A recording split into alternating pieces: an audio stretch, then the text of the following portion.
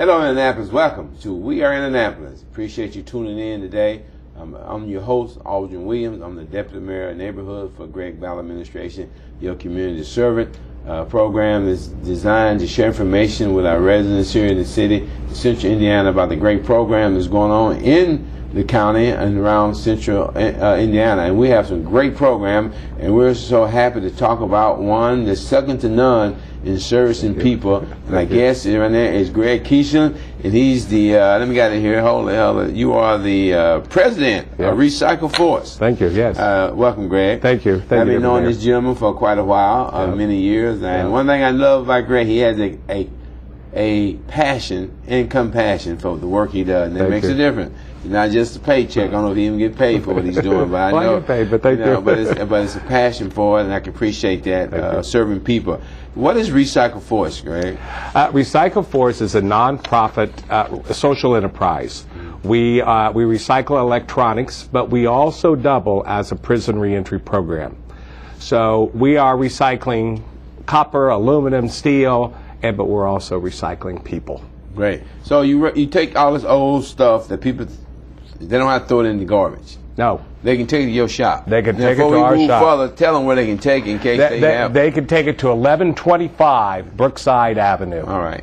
Now, I'll show you. I brought a prop. I don't know if it's going to come through on the camera. All right, great. To give you an idea here, that's the high end of this process, copper, we get. All right. But we also get a lot of these small motors and different things like that where you can see the copper. And sometimes you can't see it at all.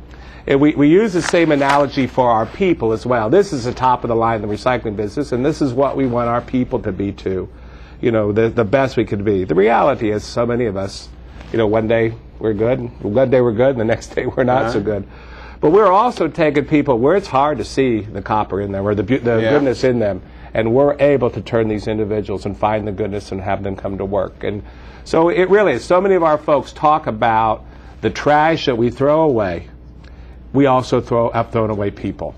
And so we're taking something that was garbage or could have been garbage or somebody trolled in the alley to get, and we're turning that in there. So I thought a couple of props. So bring us your old TVs, your computers, your lighting. We just did some work for the Westfield School Corporation on recycling all the lights that they took out. And so anything that's got steel, copper, aluminum, and circuit boards in it, cardboard, we're happy to take it, and that's how we create the jobs for the guys coming home from prison. Oh, great. And you see, it's great. Did you notice the glow that came around him when he's giving this metaphor? Great. See, I told you he had a passion for people. I do. And what he's saying is, basically, he has a company that works and recycle old electronics. Yep. But the people that are doing the work are ex-offenders. Exactly. So you have a dual process here, and that's great. And so what you're doing is giving people a second chance. Yeah. And then when they said, it's one of the questions the ex-offenders or former incarcerated people said, when is my dad paid? Thank you. Now, so you're saying it's paid when? Well, we take people within 120 days of their release from prison or our federal prison. So we're taking them during that period. They're most at risk. They're under probation, parole, in a work release, community corrections. And so we're helping them do right. We're giving a man or a woman a fighting chance to do the right thing. So we keep them. They work for us for at a minimum of 4 months. Many people will stay even up to as long as a year until they can get off of parole or probation and then be able to take a private sector job without all the restrictions that often accompany coming home from prison. Great. I know the program is very successful, and we appreciate a program like you. Now, in 2007, we got a new mayor elected by the name of Gregg Ballard. And what his concern was reentry. I had the privilege of being part of that process and conversation of reentry, and he still thinks it is one of his top priorities. So how do you think the mayor's been doing? You think it's a good idea for a mayor, or was she just... Well, as you said, he was called the accidental mayor when he came in, and he ran on public safety as job one. And he had every reason to be very tough on this issue. And I think he went to the U.S. Conference of Mayors shortly after he was elected. And one of the things that excited me that came out of there were 3 mayors that got a lot of talk. Cory Booker out of Newark, and Michael Nutter out of Philadelphia, and Gregg Ballard out of Indianapolis for leading these efforts. So what impressed me so much about Mayor Ballard is he realized reentry is directly related to public safety. And so instead of just saying, you know, we're going to bring the hammer down on these guys, he took a very honest look at this issue, realized that, you know, we've got recent data now that there's as many as 135 to 150,000 felons or high misdemeanors in this county. It is, yeah. It's big, big numbers. And so the mayor said, this is what's costing us so much money. We've got to bring a new approach to this. And he was honest and open, and really take my hat off to him. I take my hat off to Winnie, his wife, Mrs. Ballard, and the Indy Campaign for Financial Fitness. Oh, yeah. And she doesn't get a lot of publicity about that because she quietly works. But to see her coming to our office and working on a financial budget with a person just out of prison and to watch this is just beautiful. So the Ballards, I take my hat off to them for what they've done. Common sense and still maintaining that public safety is job one in this community. Well, I agree with you. I think it is public safety is number one, and we have that. I tell people they can't believe we had that many people that's been involved in the criminal institutions in this county, and a lot of them are successful. Don't think everybody's sitting around standing in the corner not doing anything. A lot of them are very successful. A lot of them are doing great and being productive citizens to the county. So, with that said, but there's always that part of the community that still struggles, that still needs that extra boost. And that's what you've been doing for me. I know we was able to do one of our former reentry director, Khadijah Muhammad, received several grants with the work with the city that was very successful. I know our transition job program, I wish I had $5 or $6 million to do that again. We're going to try to go find some more for you. I know the one, I can't think, a few years, 2010, 11, I don't have the sticks now, 10% of the people the city hired was the ex-offender. 10%, you know, not by design, but just fact, give them a second chance. Now, we were successful. The grant money's running out. It's ran out. We closed the grants down. We're moving forward. We got to depend on you now. I know you just got a big grant. We did. $5 million. Congratulations for that. Thank you very much. You know, and it's a federal grant. Yep. They're not hard to get, ladies and gentlemen. Trust me. They're not hard to. They're very hard to get. They're very competitive. So what you tell the community as the We're in Indianapolis audience, tell them about this $5 million grant that you received to serve the community. It's from the United States Department of Labor.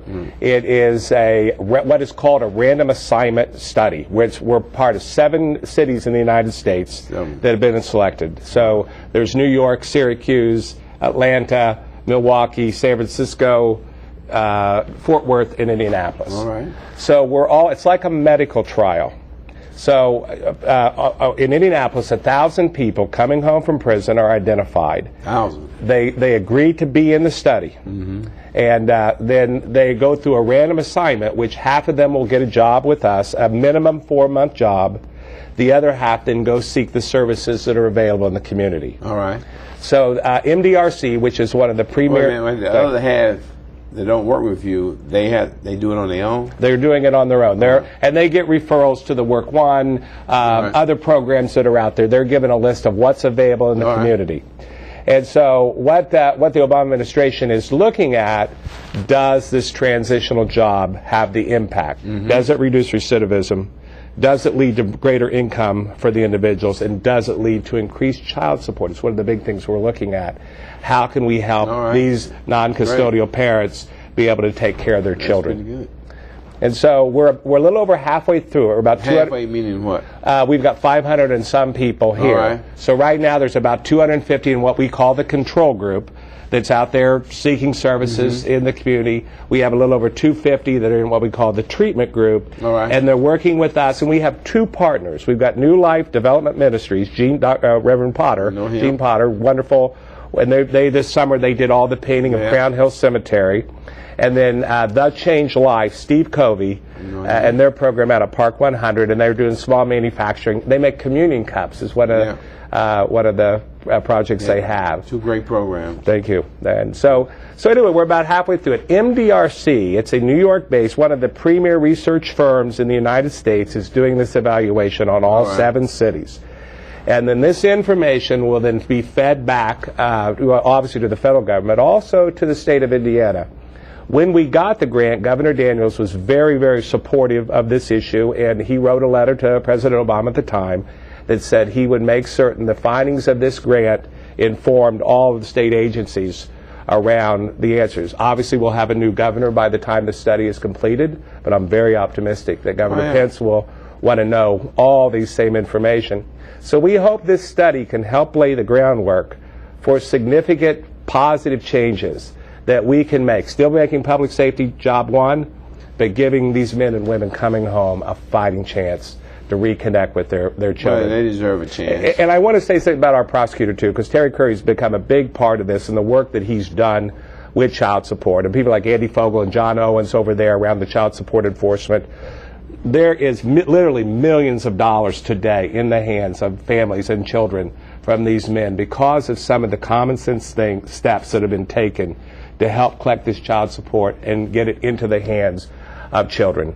You know, when your family gets welfare, the child support system tries to recoup that to repay the state for welfare.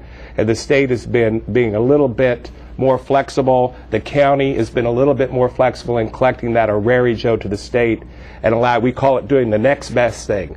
Pay the current support, make certain that's getting to mom and the kids, or the custodial parent, because there's also the other side. So anyway, it's some very exciting stuff between what Mayor Ballard's doing, what's happening at our state level, what's happening with the prosecutor, and I'm very excited that we're going to see some, because you and I go way back in this, and I take my hat off to all that you've done in this field. You're one of the leaders and have such a unique perspective on this. And you're the man, though. Well, you've been my inspiration for these many years, and I think we're going to make some changes. How's the city helping with you on this? Oh God, right now we're under contract with the Department of Public Works. We have for many years to do recycling. Nate South and Dawn Crittenden and of course Jim Little and the people at DPW are absolutely wonderful. Right. We hold these electronic recycling events. The mayor comes to these events. He's so at ease. I can tell you that it impresses our men. I had one of the men one day, the mayor came and he said, "You really care about a man like me, don't you?" And the mayor said, "I sure do." And so these events and the folks at DPW, as we try to help keep this junk out of our landfills or keep it out of our back alleys. So we're a much more efficient way than a guy with a grocery shop's cart going through a back alley trying to salvage this material. So DPW, Indy Parks, I mean, we're also in the early discussions. We're hoping this cultural trail that Brian Payne and folks at CICF may find some ideas about using ex-offenders for this. So we're very excited just with so much activity with the city and the leadership here. Great. I mean, you do a great job. I know you impressed me that anymore if I have any electronics that I don't use, I cannot throw it away.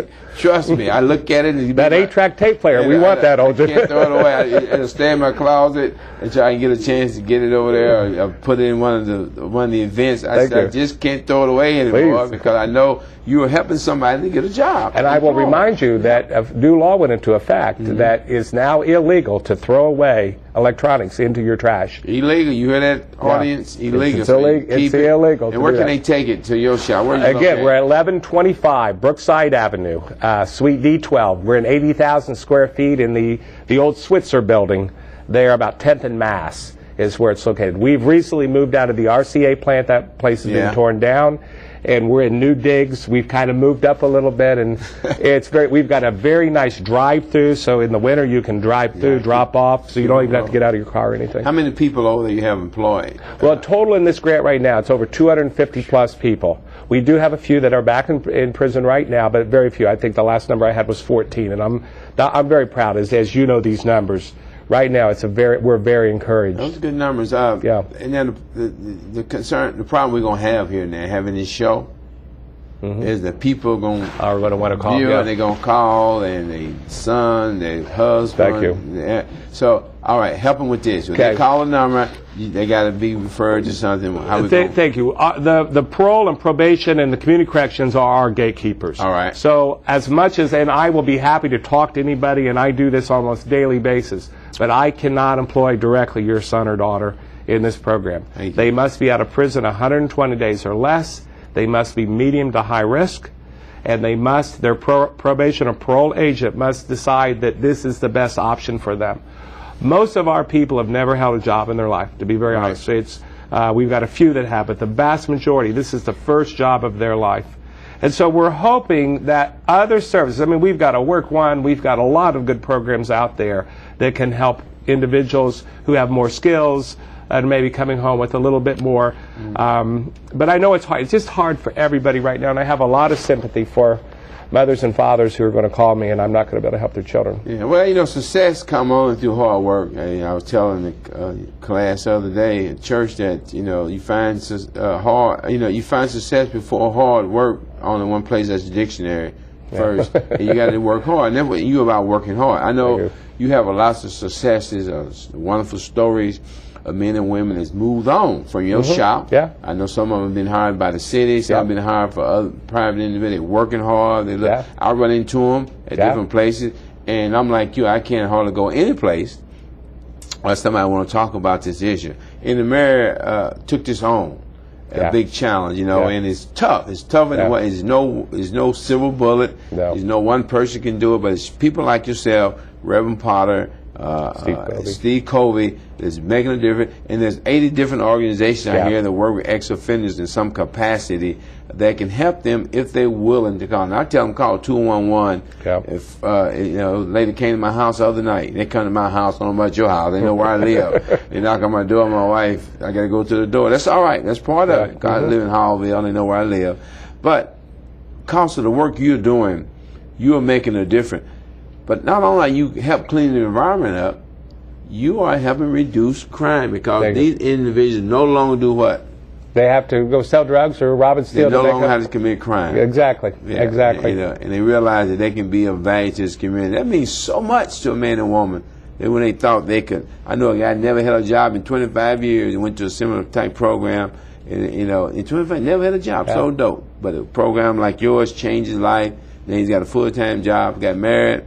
Moving on, and you have so many stories. If somebody want to come and just visit your shop, want to donate, you know, donation. We are a nonprofit. We are a nonprofit. And the $5 million grant is restricted. Now he can't do just so much with that. He can't spend it the way he wants to, or he go into jail. You know? But he do need donations, not only the old TV and 8-track player, but money helps also, right? Absolutely. How can someone send a donation or come by and visit your shop? Our website is www.RecycleForce.org. And there's a donation tab right there on the website that they can make.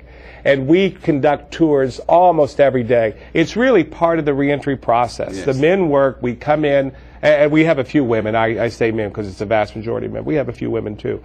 But church groups, civic groups, everybody comes on these tours. And it's part of the practice of the people coming home to talk about their journeys, to learn how to articulate, look people in the eye. That's why we love when the mayor or Winnie Ballard comes and sees us. And I tell these guys, you never know when somebody coming through that plant may be the person that's going to offer you a job. So we've got some tremendous stories out there of people who come through and then decided to hire.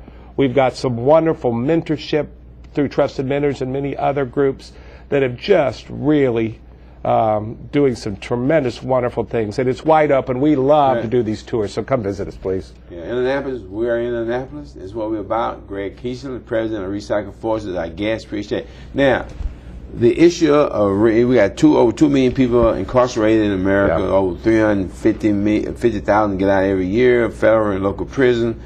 But re-entry, as we know, is not black, white, Muslim, Christian, Democrat, Libertarian, or Republican, is it? No. You see everyone, don't you? Yeah, we see everybody, and this is very much a bipartisan issue. You know, people like Bob Bosley have got some good things he's doing right now with this Ban the Box initiative.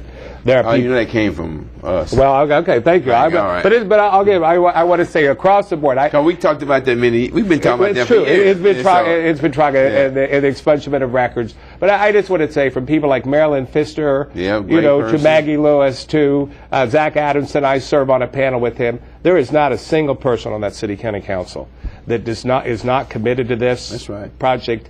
And I really encourage everybody to reach across the aisle when it comes to reentry and to really make a positive impact on this. Because when it comes to that budget, such a significant part of that budget is for the people cycling in and out of our jail system, in and out of our court system, and the cost and the pressure on probation and parole officers for these tremendous caseloads that they have to carry. And we could reduce this budget significantly if we can get a handle. Not only are we reducing the cost of the system, but these guys are paying taxes. Every single one of my folks pays co-ed tax, state tax, federal tax. They pay their child support. You're talking about thousands of dollars going into the home of a low-income person who's come home from prison, and those kids are getting real money, but they're also seeing their dad work and being productive. Right. If people get on our website, go to the blogs and listen to the stories the men talk, and you'll hear two things. You'll hear God, and you'll hear uniform, and about how important it is to put on that uniform, and their kids say to them, "My daddy's going to work." Yeah. And so they're paying money, and that's what we need to do if we want to get our hands around this budget issue that we're all facing here in this city, in this state, and this whole country. One significant way is to reduce this reentry problem. 54% of everybody coming out is back in there within 1 year. And I think we can reduce it. Is, and they're going back for some reason. As Roger Jarjoris, for every 46 people we save is saving over $1.5 million. 46 people is $1.5 million in taxpayer savings, just incarceration alone. How can the community as a whole, as time is running out? I know you're a specialist in this now, one of the experts in the country on this. Thank you. But what about just a regular lay citizen? How can they? I think first and foremost, to acknowledge the issue exists. Acknowledge there's somewhere around 135 to 150,000 felons and high misdemeanors in this county. That it's real, it exists. Don't put your head in the sand about this issue. If you're an employer, all right, give a chance. Give a chance. Don't do that automatic. Once you check that box, you're thrown out the door. And then as voters, we can begin to talk to our state legislature about some of the laws that make it difficult for people coming home. One of those laws, if you've been convicted of a drug crime, you cannot work in a hospital in this state until 5 years after you're out. And you can't mop the floor or serve food in the cafeteria. And I understand why the law's in place, and we want to protect people. But I think minor tweaking of that could open up some opportunities for people. So I think it's just a matter of churches and civic groups and the common citizen talking about this issue, whether you want to help people or whether you just want to save money. Either way, reducing recidivism is going to make that a much more an easier thing to do for us to do in this city. Great. Well, thank Greg for showing up today, being our guest. Lots of information. Great work you're doing. And I know you don't think you're the silver bullet. You just one program that's doing great work. You collaborate with other people. I know you collaborate with the city. Often you name Steve Covey, Reverend Potter, who different ones, great work. And other work. We know these gentlemen. We appreciate the city being part of this. And you can help by taking the number you see on the screen, visiting it, take your old used electronics over to the shop. They get gold out of there, they get silver, they get platinum, they get copper, they get brass. I've been over there and saw it. It's a very impressive operation. So thanks for tuning in for We're in Indianapolis. Gregg Keesling has been our guest. He's the president of RecycleForce. How long you been doing this?